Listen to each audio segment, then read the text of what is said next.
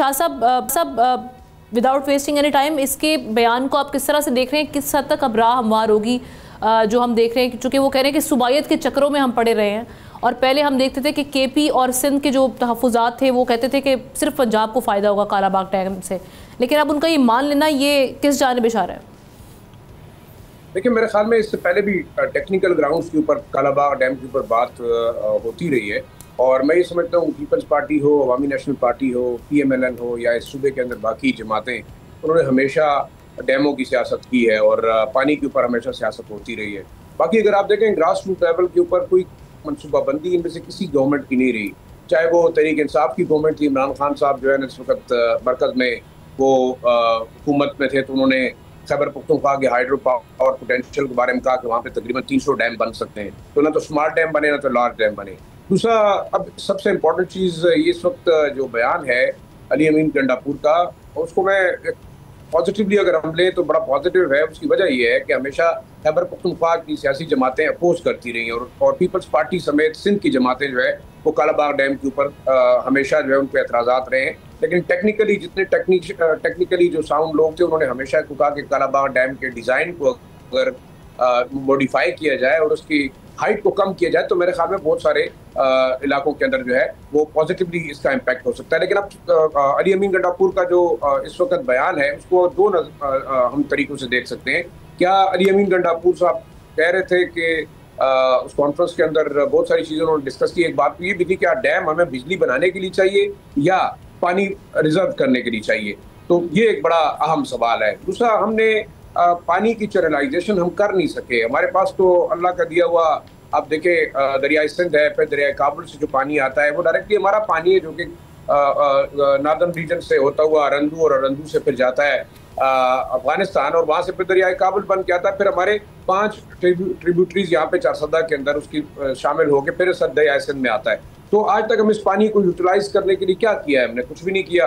हम तो सिर्फ 15 किलोमीटर की एक नहर नहीं बना सके कि जो गिलगित बल्तिस्तान का पानी पहले अफगानिस्तान जाता है उसको हम डाइवर्ट करके हम जो है अपने लिए पॉजिटिव मकासद के लिए इस्तेमाल करें। दूसरा, आप चश्मा राइट बैंक और लेफ्ट बैंक कैनाल की बात बारहा करते रहे, DI खान और टांग मुकम्मल तौर पर बैरन है। अगर बाकी आप इस किस्म के प्रोजेक्ट करना चाह रहे हैं तो इन चीज़ों से फ़ायदा उठाया जा सकता है, लेकिन मेन सवाल ये है कि हम सैलाब रोकने के लिए डैम बनाना चाहते हैं, हम बिजली बनाने के लिए कालाबाग डैम बनाना चाहते हैं, या हम पानी की यूटिलाइजेशन के लिए बनाना चाहते हैं। हमारे यहाँ देखिए मनसूबाबंदी हुई नहीं, जितनी सियासी जमात हमेशा वो डिक्टेटर्स का नाम लेती रही, कभी अयूब खान को टारगेट किया, कभी ज़ियाउल हक को टारगेट किया, कभी मुशर्रफ को टारगेट किया। इनसे एक सवाल ये होता है कि इन्होंने मुल्क के नेशनल रिसोर्सेज को प्रिजर्व करने के लिए क्या किया? जो हाइडल पावर का पोटेंशियल था, कितने डैम बनाए? मंगला डैम और तोबेला डैम किसके ज़माने में बना? वो किसी सियासी जमात के ज़माने में नहीं बना, ना वो सो कॉल्ड जो जमहूरियत के नाम पे ये अशराफिया इस मुल्क के अंदर हुकूमत करते हैं। अभी आप देखें KP के अंदर 1.7 बिलियन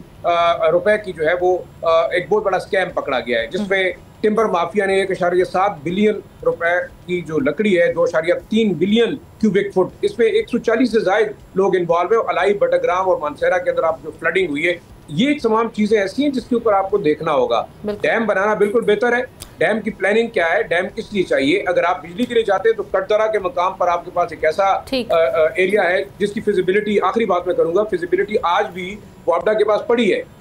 फतेहुल्लाह गंडापुर साहब ने ये फिजिबिलिटी दी थी कि अगर आप कटदरा के मकाम पर एक डैम बनाएंगे तो आपको 10,000 मेगावाट बिजली देगा, और पानी भी आपका वो स्टोर करके आप उसको इरिगेशन और दूसरे पर्पसेस के लिए इस्तेमाल कर सकते हैं। अब एक आखिरी चीज़ ये है कि जिस वक्त भी सैलाब आते हैं तो हमें डैम याद आ जाते हैं, इससे पहले बैठ के हमें प्रॉपर प्लानिंग करनी चाहिए। हम एक बहुत बड़े डिजास्टर की तरफ जा रहे हैं, क्लाइमेट चेंज जो है इतना खतरनाक है। कल पेशावर में जो बारिश हुई है हम सब देख रहे हैं जो पूरे पेशावर को तकरीबन मेरे ख्याल में डबो दिया था। तो अब ये तमाम चीजें ऐसी है ना कि जिसको आपने मुल्क की सतह पे देखना होगा, और गंडापुर साहब का स्टेटमेंट बड़ा पॉजिटिव है इस लिहाज से कि वाकई अगर हम कंसेंसस डेवलप करते हैं तो कालाबाग डैम के साथ बहुत सारे डैम बनने चाहिए। देखिए, मेरे ख्याल में अगर हम मनसूबों को देखें तो इस वक्त आपके पास मल्टीपल मनसूबे और भी हैं। गोमलजाम डैम है, आपका मोमन डैम है, यहाँ पे काम हो रहे हैं। इस चीज़ के ऊपर अगर आप मैं जैसे शाम साहब कह रहे थे कि अगर Hindustan 300 kilometre Indira Gandhi canal develop कर सकता है, अफगानिस्तान अक्रॉस पूरे मुल्क एक बहुत बड़ा एक नहरी प्रोजेक्ट आर्टिफिशियल बना सकता है, तो पाकिस्तान के लिए इतना मुश्किल नहीं है। और जो बात हम सब कह रहे थे, मेरे ख्याल में सियासी जमातें अगर अपने मफादात के लिए 27वीं और 28वीं तरमीम पास कर सकती हैं। तो मेरे ख्याल में बड़ा आसान तरीका है हमारे पास, वो एक यार्ड स्टिक है, इन सबको हाँकना बड़ा मुश्किल नहीं होगा। और मेरे ख्याल में इस वक्त बड़ा अच्छा मौका भी है कि इनको जो है एक लाइन में हाजिर करके इस डैम को बनाया जाए। ये डैम या कोई ऐसा डैम जो कि मुल्क की मफाद में हो, मेरे ख्याल में, और मैं यही कहता हूँ, मेरी प्रेडिक्शन है कि डैम सियासी जमातों ने नहीं बनाना। मेरे ख्याल में डैम फिर भी वही बनाएगा जिसने तवेला डैम बनाया था, जिसने मंगला डैम बनाया था। मेरे ख्याल में शायद सियासतदान हमेशा सियासत ही करते रहेंगे। अगर अब किसी ने स्टेप लेना है तो मेरे ख्याल में हमारे फील्ड मार्शल आसिम मुनीर साहब को एक इनिशिएटिव लेना चाहिए। उनको सबको बिठा के मेरे ख्याल में एक मुल्की मफाद के अंदर ये काम भी हो जाना चाहिए, जैसे कि हमारा मार्का हक हुआ था। सब्सक्राइब करें और बेल दबाएं ताकि कोई खबर रह न जाए।